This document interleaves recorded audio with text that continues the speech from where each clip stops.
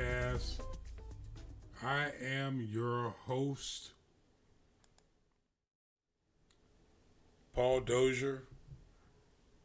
Thanks for joining me. Please remember you can catch us live on PC Dozier /The Broadcast or right here on YouTube, Paul Dozier Media. Excited to have you join me. We are right in the middle of a series I didn't necessarily plan on getting into.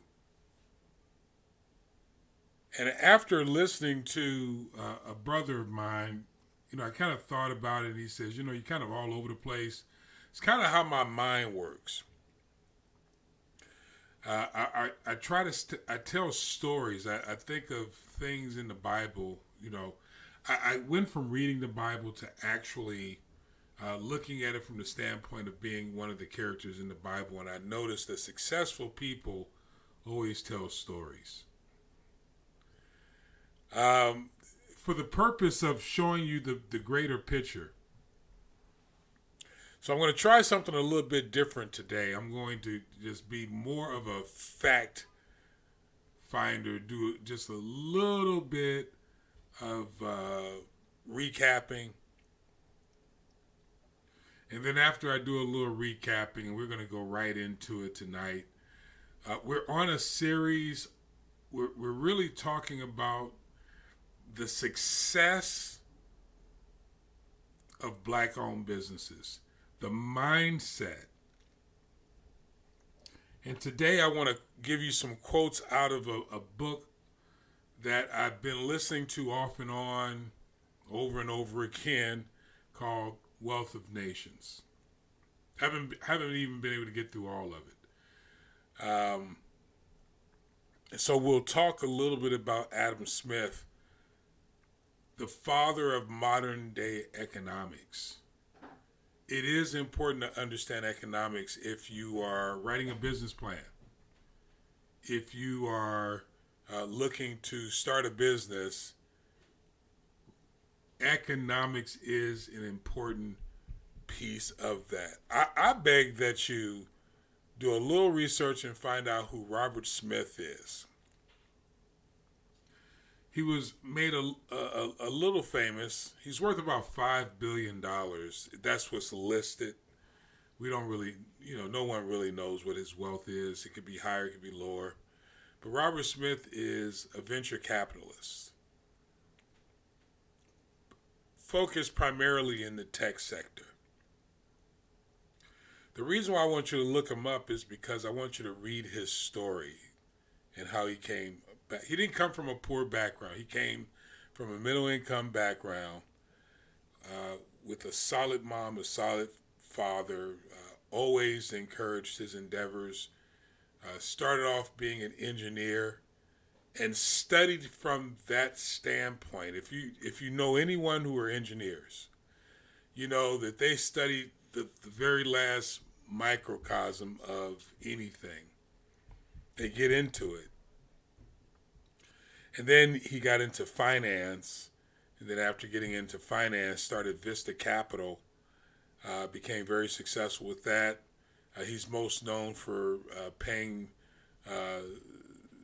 the tuition of some college graduates. I forgot from what school, but it was a historic black college, HBCU. So, and the reason why I want you to look Robert Smith up is because you'll see the discipline that it really he's never lost a dime on a deal. This is someone that invests in businesses. That's important because that's what this is all about. Not only starting businesses, but setting our businesses up to where later on down the road, someone like a Robert Smith will look at the business model and say, yeah, I can get behind that. That's what we're doing here. So we're not working on the idea or the premise of creating something that's just going to generate you a monthly income. We're talking about starting a business because, again, we're all about changing that statistic that I bring up, which is only 2.2% of all businesses in America are black owned. And there are many reasons for that. I can't do something about the majority of the reasons, but what I can do is work on some of the reasons, and that's what this is all about. So today, I really wanted to get started. I'm going to jump right in, and we're going to talk about the history, the market research, and the demographics, and how I go about looking into some of those things. And again, it's not that you don't know anything about the hair business, anything about the restaurant you're starting, anything about being a CPA. You know, I mean, we do it all in the community. But what this does is it positions you so that you understand how other people look at your business as well. When you do market research, you find out how other people look at your business, your industry, as it's called. And you see how it is accepted from other people's points of view. So this is, again, this is not about you. And the reason why I say this again, because you're going to hear me say this over and over again. This is not so much about you and building your income, but building a brand. So one of the first things that I do is I want to find out how the government looks at my company, looks at my idea. And I'll just be frank with you. Now, it wasn't like this years ago when I first got started, but, because then we have books. Nowadays, you have the internet, you have Google. And, your idea, and by the way, remember what we said about innovation.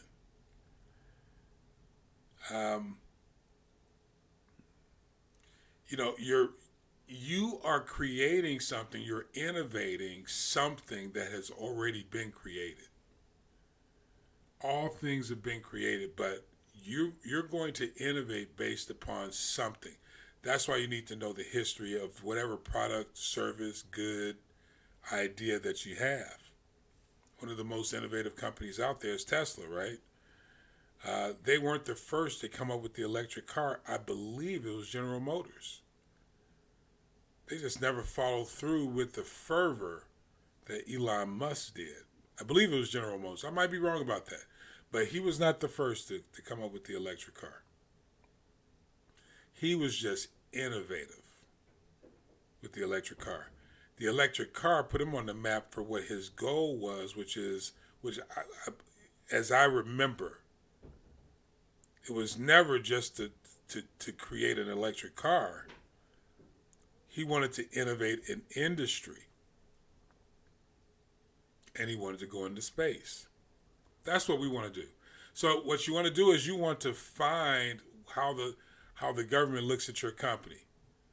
And if you're taking notes, I would write this down. N as in Nancy, A as in Apple, I, C as in Charles, S.com.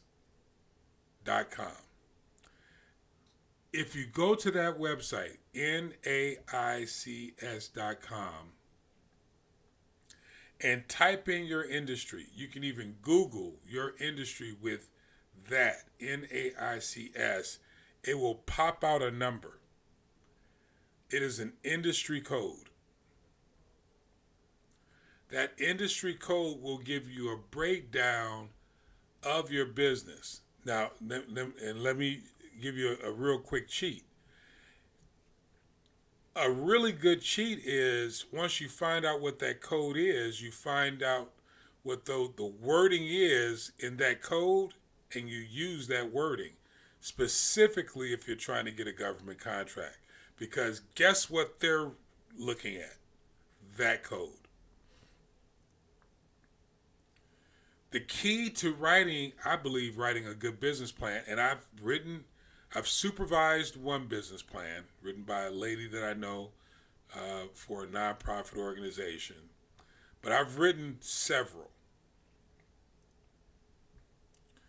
And I believe the key, as people have looked at my business plans and says your business plans are good, is not being so creative.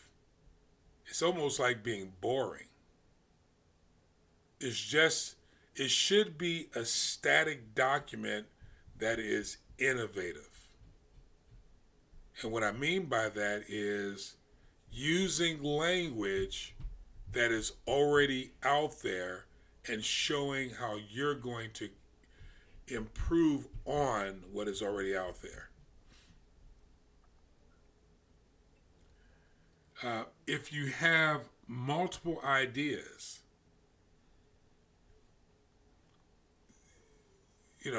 like, give you an example. Innovation is now things have an app. That app has an NAICS code. So your idea will have its code. Having an app to that code will have a code. Having an app to that idea that you have will have its code. So you will have multiple NAICS codes for your idea. So you can find your idea and find the innovative aspect of your idea, say an app, and add that to your business plan. The verbiage that you get, because that's what they're looking at, are the code books. That's the language that they want to hear. The biggest, I think a big mistake is creating language that these people who are looking at your information really don't understand and don't want to read.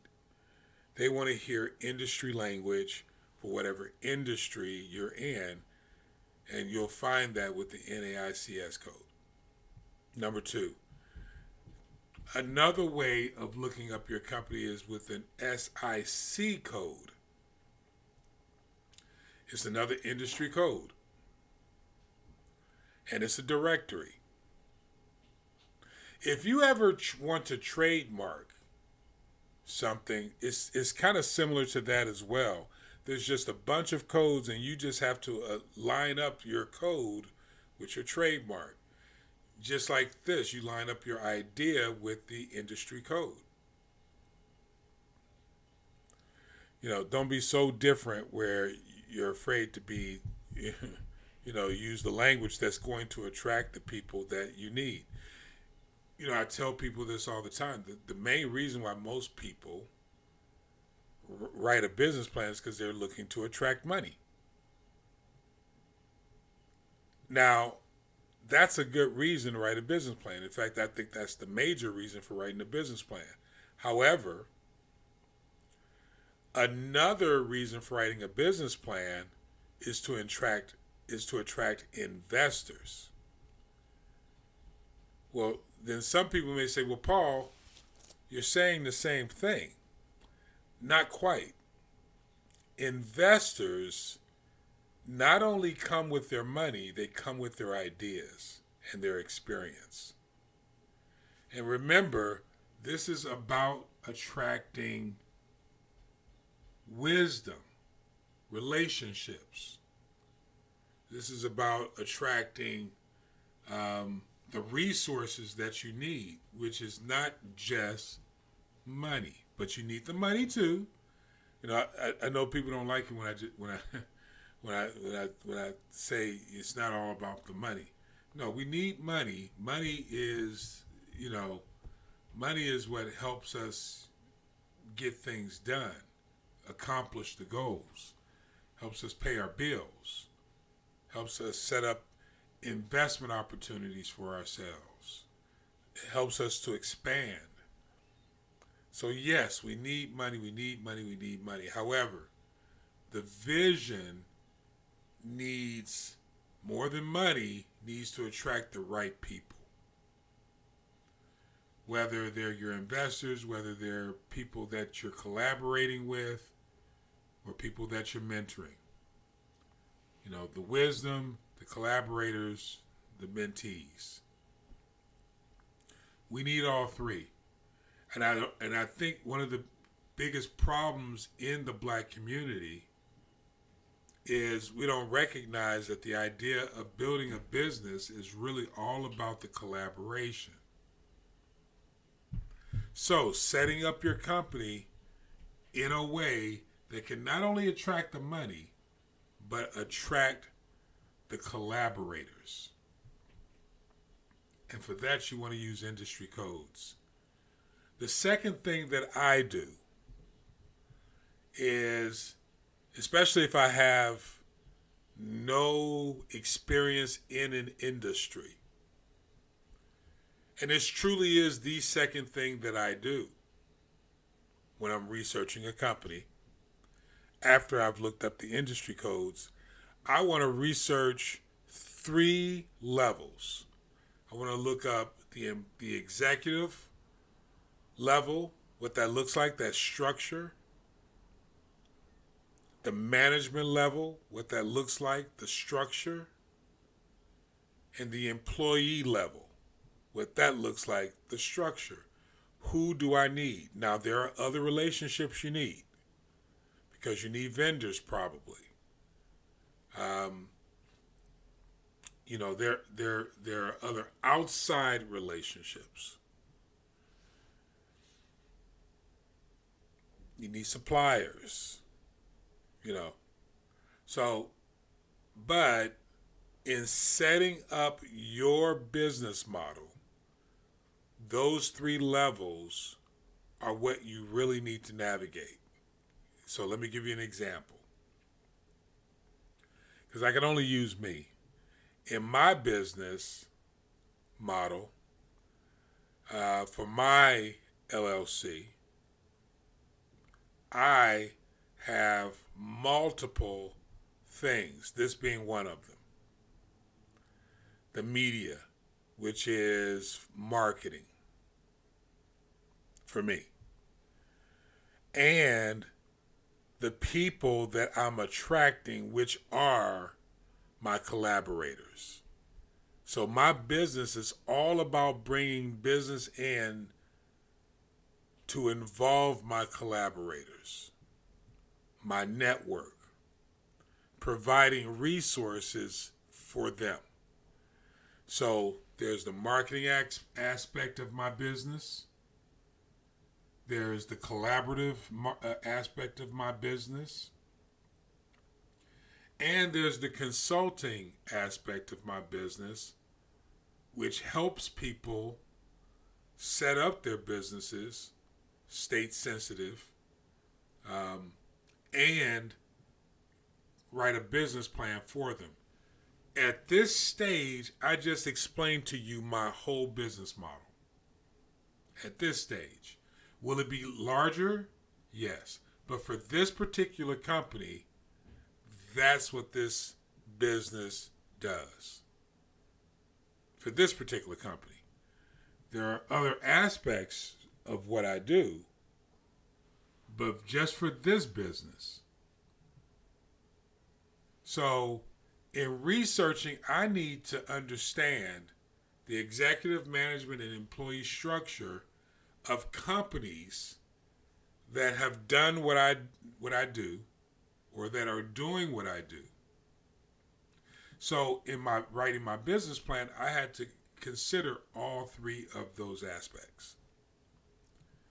Now, it sounds complicated, but it really isn't. How I do it, I mainly do it, 1, 2, 3, I don't know if I want to explain like that. 1, 2, 3, 4. Okay, I mainly do it 4 different ways. 1, 2, 3, 4. I look at corporate websites. That's one way. People who are business consultants. People who provide services that drives traffic to other people. people who um, um, people who I got lost. The business consulting, the media, and the media, which is this is radio. I went to school for radio and television broadcasting, so for the marketing aspect. By the way, if you didn't know, that's what TV is. TV and radio is marketing.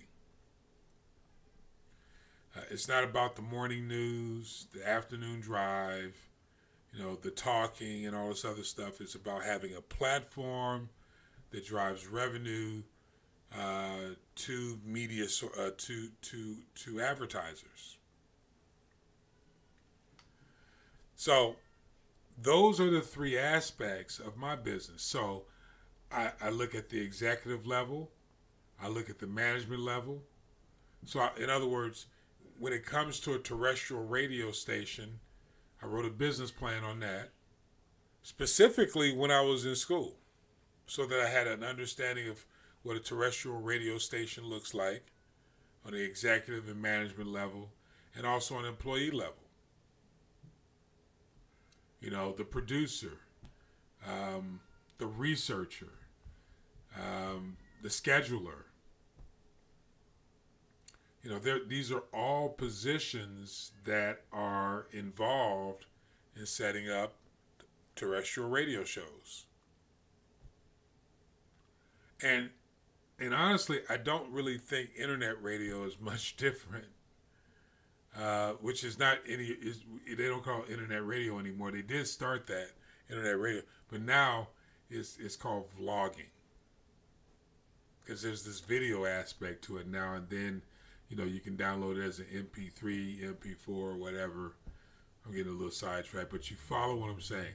So it's understanding the technology, it's understanding the roles that all the players play in introducing the technology. The second thing I look at is online job sites, to be honest with you. I find out what an executive, a manager, with the executive level, the management level, and the employee structure look like, what that business model looks like. Then I go to online job sites like Indeed and Monster, and I research those job titles.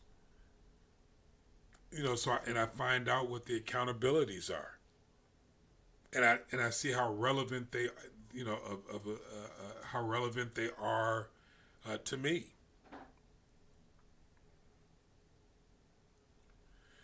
So in doing market research, now you can't, listen, you better not tell me I'm not giving you something.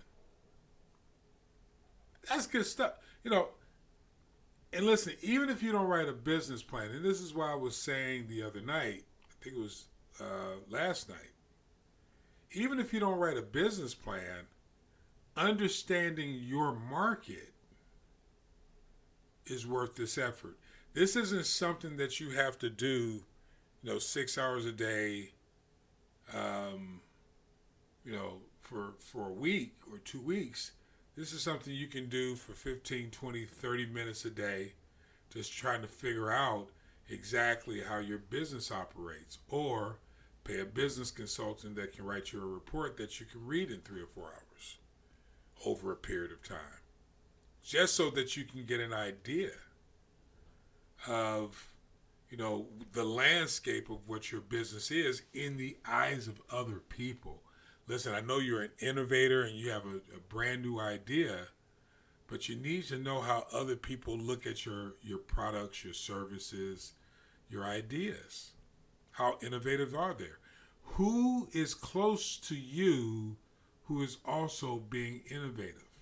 Who's making an impact? All of that is very, very, very important. Another thing you have to do is learn about the company's business operations. How does it operate? Does it operate net 30? As far as, revenue goes? How does the company operate? How does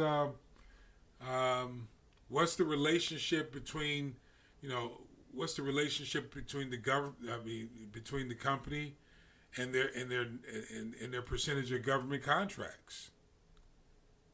How many are some companies live on government contracts, some companies don't. Um, what are the what are the benefits of having a minority designation? What designations are most important in the operation of the business? And what I mean by the operation of the business is, not how the business is structured, but how the business operates on a day. Think about the management. Think about how is the business managed over a period of time. In setting up the management system, in bringing about relationships that the company can operate within. How does the business operate? You can find that you can find that information out. I personally think it's easier to find it out, and this is my other point, by looking at public corporations. Where can you get that information? You can get that information from online brokers. Online brokers, from penny stock companies all the way up to blue chip stock companies. You can find information on companies because this stuff is public. It has to be public. Now, I'm not saying you're set up like those companies, but you eventually want to be set up like those companies. So why not research those companies? And there are thousands of them that are publicly listed under, and you can go to stockbrokers.com, you can go to E-Trade, you can go to Robinhood. I've never been on Robinhood's site, but they're governed by the same government of E-Trade, and there's a bunch of companies out there. Just go to stockbrokers.com. In fact, I have this link. I have the link on the YouTube site. And click the link, and then you can go to any one of those platforms. Of course, you'll probably have to sign up for them, because some of them are free. And you can research your company for free. Now, again, like I said earlier, it's tedious, but you don't have to do it all at one time. So after you looked up your codes, after you've done a little research on the executive team, the management team, the employee structure, or employee team structures, all three structures, so that you can create your business model. You've looked at a couple of corporate websites. You've looked at a couple of online job sites to look at what the accountabilities are going to be. You've gone to a couple of, or actually only need one. You've gone to an online broker to look at some public information on the companies. Then you start researching the leadership of those companies. Now what is that going to do for you? It's going to give you an idea of what kind of information you need for yourself in putting together your business plan. Not that you're interested in Lee Iacocca or whomever. Elon Musk, Jamie Dimon, whoever. It's not that you're interested, but you want to see, you want to do the best you can to mirror the absolute best examples out there.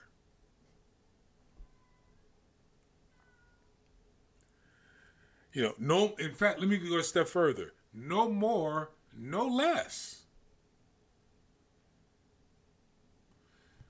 If you go to my website, pcdozier.com, all I did was, and some people like the site. One guy told me my site looked like it was from the 90s. Which I laughed because I was building sites back then and they didn't look like this, but that's okay. Well, maybe 2000. I've been building sites for about 20 years. But he says, your site looks like it's something from the 90s. It's hilarious to me. but he had paid someone to build his site. So, okay. So the idea is, look, I took from my site, I went to other sites and looked at other sites and mirrored, which were successful sites, and mirrored their sites.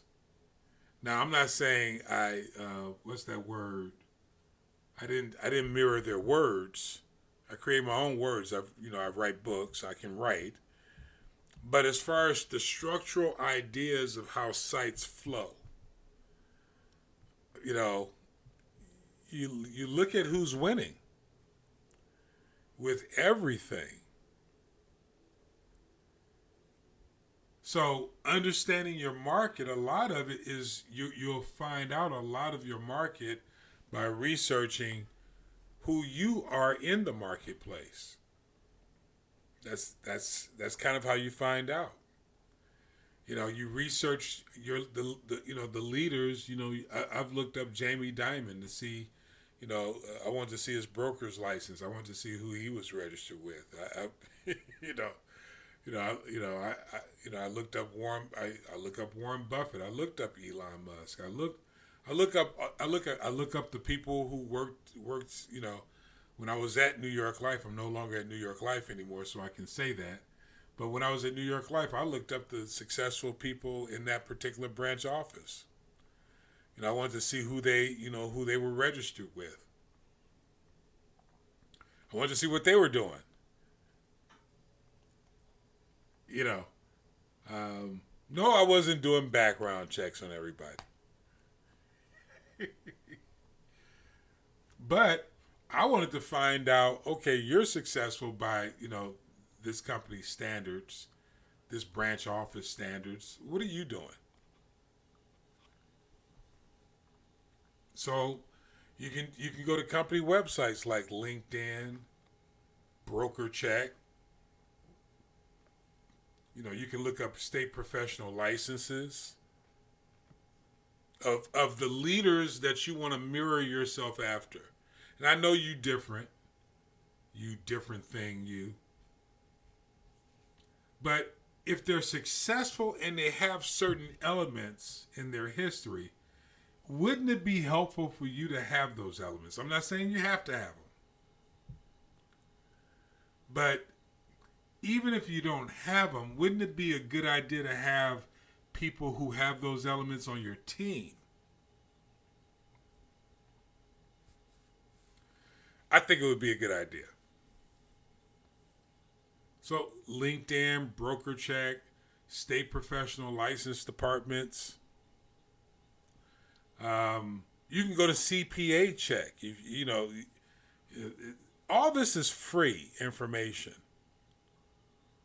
And you're not doing a check on them to talk bad about them. You want to see what successful people have. You will find successful people have complaints. And that's not something you want to rub in their face. It's something that kind of motivates me, like, okay, great. Everybody's not great. You don't have to be perfect to be successful. And what I've found is most aren't perfect. Most have something that they've had to overcome. If only a bunch of people who are just going after them because of their success. Talking about doing market research, doing your demographic, and understanding history. Your demographic research, market research, and understanding your demographic. The history. And of course, you go to Bloomberg, you go to Fox News. Most of you guys probably already do that. CNBC, you find out what's going on lately. But here's something that I don't think most people have done. Go to sites that offer the grants and the RFP bids. If you don't know what an RFP is, look it up on Google.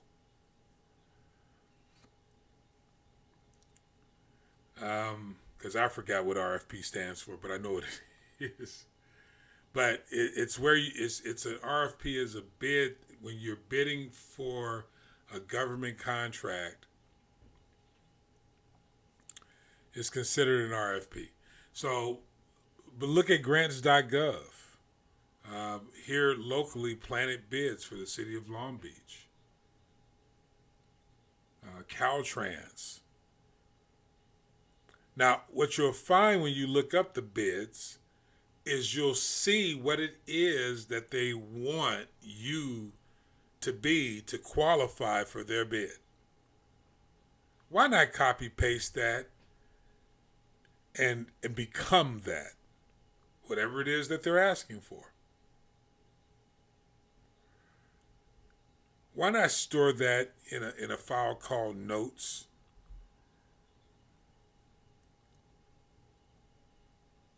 And listen, I'm not suggesting that you go out there and try to win 50 bids, because if you don't know how to win the bid, you're not going to win it. But at a certain point, number one, if you're looking for work, why not bid on a contract instead of getting a job?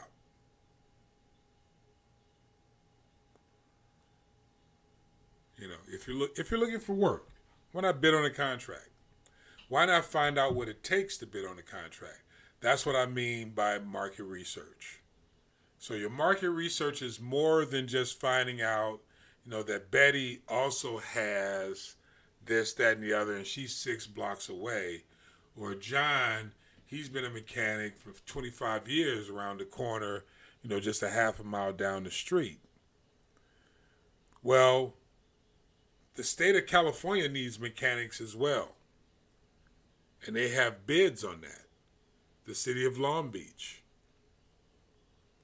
I'm just talking locally here in Southern California.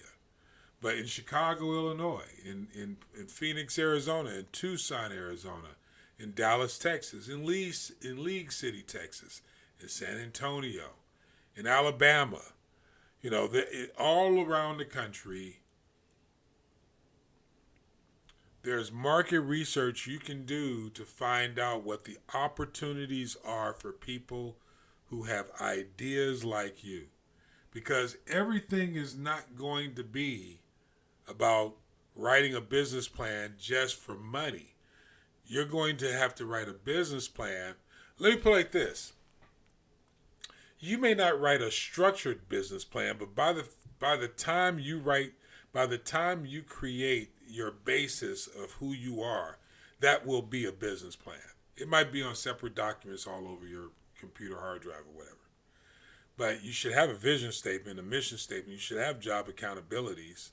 You should know your statistics for your company.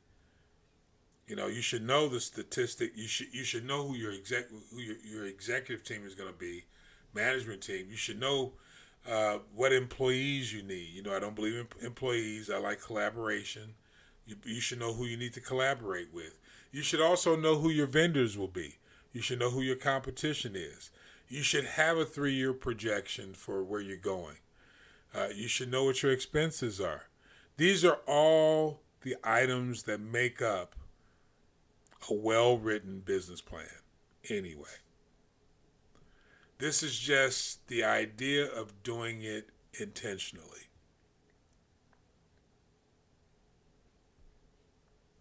I hope that helps. Keep in mind, you can find me at PC Dozier, that's D as in David, OZ.com /the broadcast,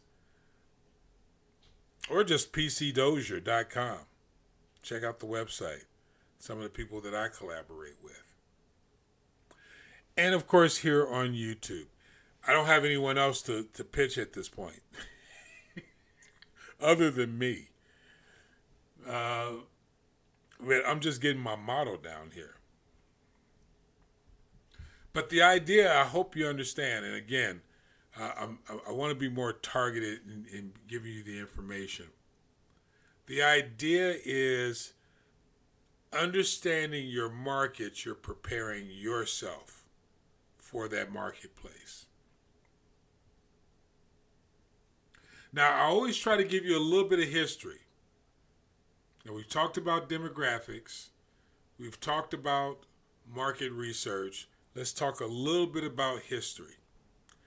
Now, this is where I hope you don't yawn, because this stuff to me made me yawn the first time because it was not written in a way that I understood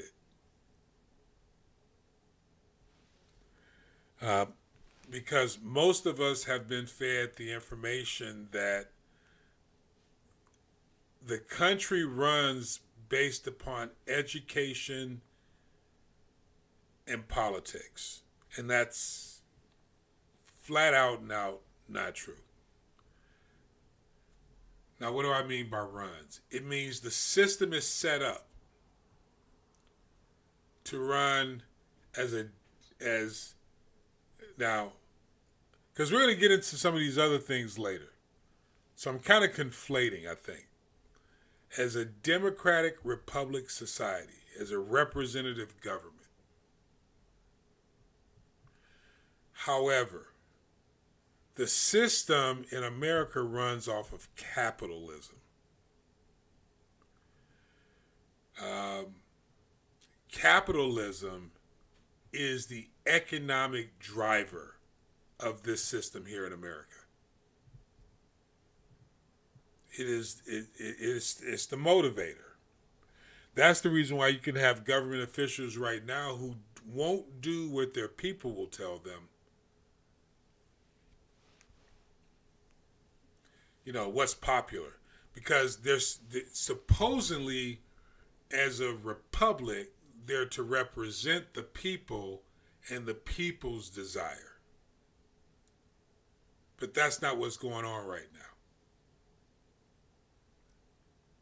The republic aspect of this democracy has wavered and it in fact has been shaken and has been proven that it can be damaged. Not just over the last 4 years. So, if because again, this isn't a Democrat-Republican conversation. This has been true. Democracies have been changed and challenged over not just the last 4 years or 10 years or 20 years since the advent of democratic principles. And it didn't just start here in America. That's based upon economic principles. And the very father of the modern economic system was Adam Smith. Now, I first read about Adam Smith, I don't know. I shouldn't have even framed it like that because I don't remember. But it's been over 10 years. And I think it's been longer than that. But Adam Smith was a Scottish man. Now, that has nothing to do with it, but you have to understand in his time period in the 1800s what it meant to be Scottish. And who was in charge at that time. He was an economist. He was a philosopher.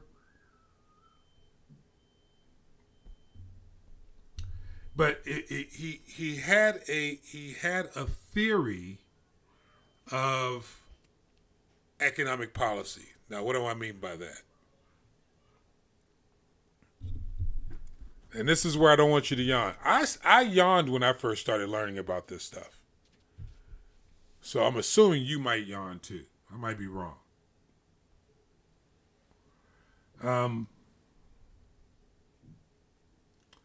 His theory is that free markets, now you've heard that term, free markets, where it came from Adam Smith, will correct itself. Now, I'm not suggesting that he's wrong. I'm just saying, wrong or right. I'm just saying the system that you're living in and that you need to learn. It's not about you agreeing with the system. It's not about you. See, I get in these conversations with people all the time. I know, Lee, you told me to stay on track. It's hard because I have to tell these stories so people understand that This stuff isn't just coming out of nowhere. And Lee, yes, I have my notes.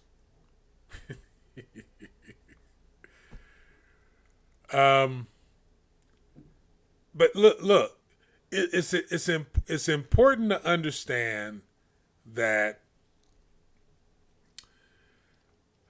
it, we average people like us can't change the system, but you can master the system and then bring innovation to it.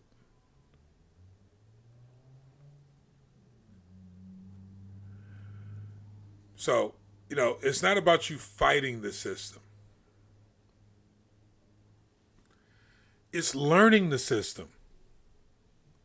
And the system is a capitalistic system. That's what it is. The people in power have set up a capitalism system. And if you understand, and by the way, that's changing right now.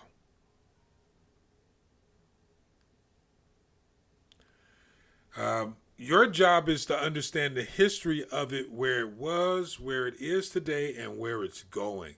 Because if you're creating your system on now principles, by the time you have the opportunity to become successful, you'll be behind in the system. Because it's not about democracy, it's not about a republic, it's about economics.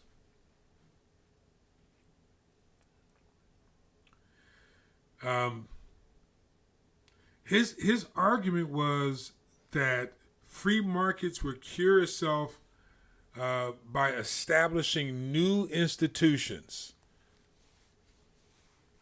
Now follow me on this, because I've run out of time already, and I'm really just getting started on this.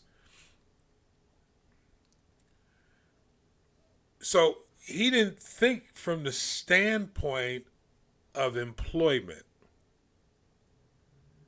His thinking was from the standpoint of, if you start new institutions, then you'll get more employment.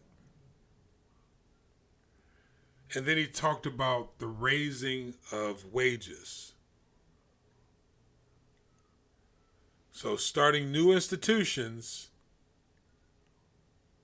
hiring people, slavery. This comes out of the old feudal system. And we don't have time to go into the feudal system. We can talk about that on another time. And then hiring people from those new institutions. So here's the point. The person that starts the new institutions can capitalize on the market itself.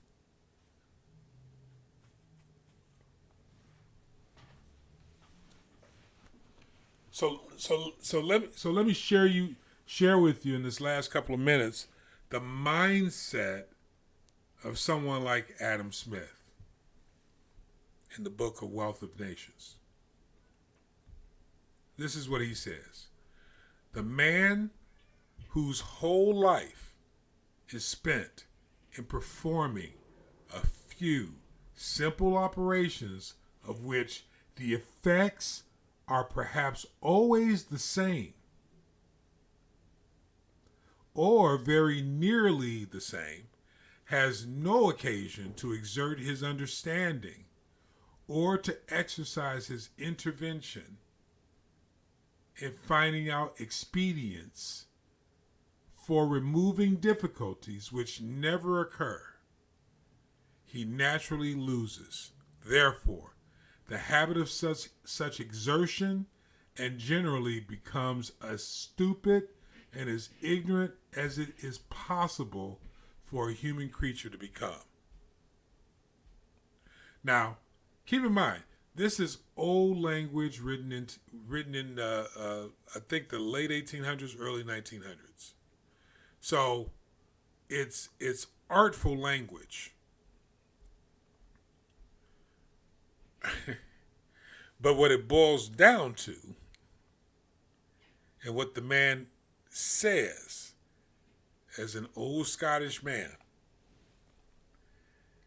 is that if you can keep people working at jobs, making widgets, Just make widgets, make widgets, make widgets. In fact, economics breaks down not the making of the widget alone, but the different aspects of making the widget. And if you can give a person the response of just a small responsibility, not of the greater part, because that's for the creators of industry, which are only opened up to people who understand the language of it. But for those who are making the widgets and are involved with the process of the widget itself, if you keep them thinking only about that, they'll stay stupid and ignorant. In fact, they'll stay as stupid and as ignorant as possible, as possible for a human to be. That's from the mouth of Adam Smith, the creator of the modern economic system. That is the system that we're operating in. So when you're building your business, understanding not just the market, not just the demographics, and not just the history, understanding it all is important.